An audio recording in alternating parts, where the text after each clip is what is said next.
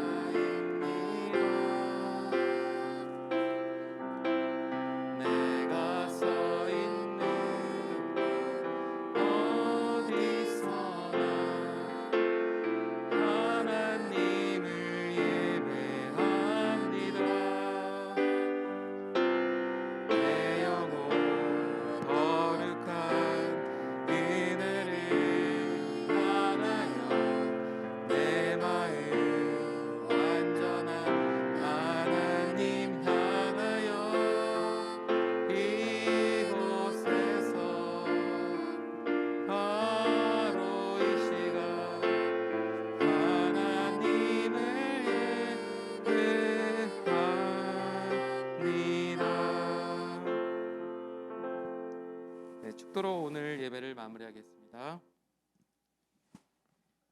이제는 우리 주 예수 그리스도의 은혜와 하나님 아버지의 다함 없는 사랑과 성령님의 내주하심과 교통하심이 다시 오실 주님을 기대하며 항상 깨어 기도하며 거룩하기를 다짐하는 중등부 위에 이제로부터 영원까지 함께 하옵시기를 간절히 축원하옵나이다. 아멘.